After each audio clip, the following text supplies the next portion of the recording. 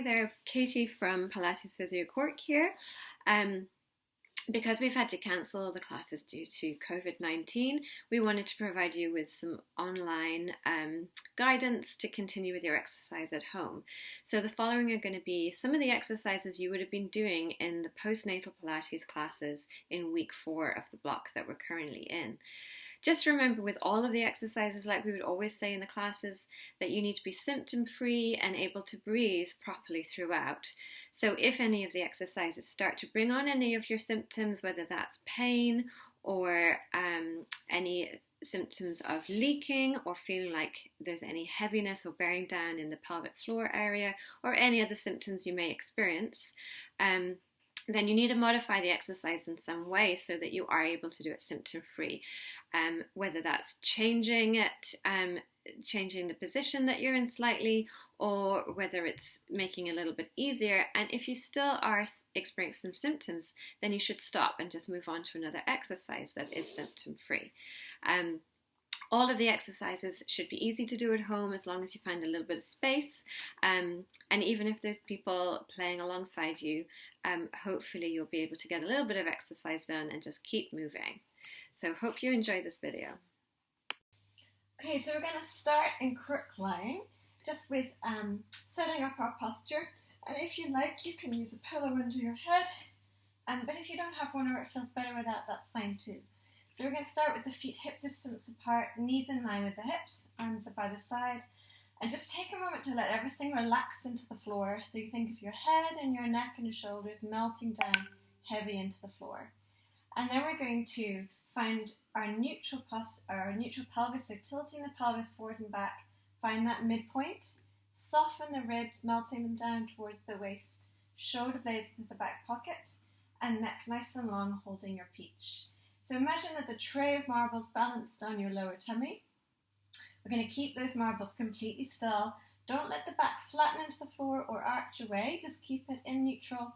And you're going to breathe out as you slide one leg along the floor. And then breathe in as you slide it back into your start position. And then the same thing on the other leg. Breathe out as you slide your leg away. Keep that tray of marbles completely still. Breathe in as you slide it back to your start position. So we're going to keep repeating alternate legs, 8 on each side. Thinking of keeping that tray of marbles completely still. So think of the weight through the back of your hips. As you slide your leg out, it should stay the same on both sides. If it feels like when you slide your leg out, it gets heavier through the hip on that side, then you know your pelvis is tilting. All your marbles are going to fall off that tray. So try to keep the pelvis nice and still as you're sliding your leg in and out, and keep breathing. And then our core muscles are going to be doing a really great job stabilizing that pelvis. So we're going to carry on in the same position in crook lying. If you like, you can hold a ball. Any ball will do between your hands, and just have gentle pressure of your hands, gently squeezing the ball. It's not a big squeeze, but just to give a little pressure. And we're going to do the hip twist exercise. So same idea, you're in neutral. You've got a tray of marbles balanced on your lower tummy. You don't want to let them spill. We're going to let one knee come out to the side just as far as you can without letting that opposite hip start to twist and follow. So I'm exaggerating, but it's that direction of movement you're looking out for. And then we do the same thing on the other side. Let the knee fall out to the side and then come back to the center. So we'll breathe out as the knee goes out to the side. Breathe in as it comes back to the center. Breathe out as your knee goes to the side. And breathe in as it comes back to the center. So with just the leg moving to the side, nothing else is happening. If you feel like the weight is tilting one way, think of your tray of marbles. You don't want to let those marbles spill. You're trying to keep everything completely still apart from that leg that's moving. And we're going to do 8 times on each leg, just keeping neutral and keeping breathing. So still in crook lying and still holding the ball if you like, but you needn't use it if you don't want to. We're going to do our scissors. Same idea, we're still trying to keep neutral pelvis as we're moving the legs. So think of that tray of marbles on your lower tummy. Find your neutral pelvis position. So your back's not flat on the floor, it's not arched away, just in the center. You're going to breathe in to prepare.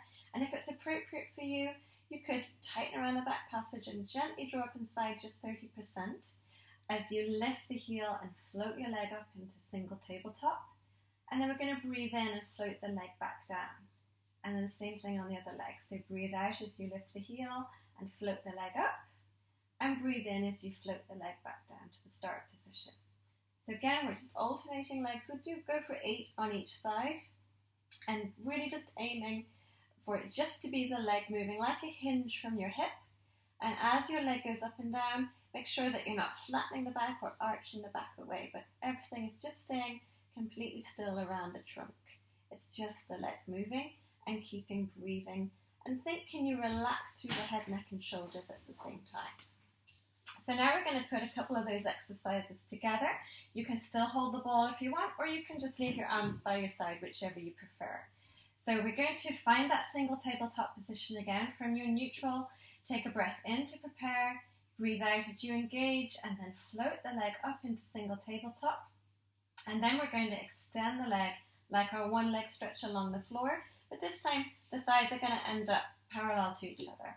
And then breathe in to come back to single tabletop. So you're still aiming just to keep that pelvis completely neutral and still, and the leg is coming from single tabletop, extending out into your one leg stretch position. If this feels like too much, if you have any symptoms, you're finding it hard to breathe, if you're finding your back is arching off the floor, or you're just starting to really tense up in your upper body, just bring the leg back down to the floor and you can carry on doing your one leg stretch at level 1 on the floor until you're ready to progress. So when you've done one leg, then we're going to swap over and do the other side, whether it's on the floor or in your single tabletop position. So breathing out as you stretch the leg out, breathe in as you come back to your start position. And just remember to try and keep neutral, keep relaxed in the head, neck and shoulders, and keep breathing. And we'll just do 8 on each leg. So now we're going to come on to do a shoulder bridge. If you're happy with the arms in this position, then hold your ball. Find your neutral to start. We're going to breathe in to prepare. Breathe out, squeeze the buttocks together, flatten the back in the floor, and then peel off the floor vertebra by vertebra into your shoulder bridge position. So you're in a diagonal line from your knees to your shoulders.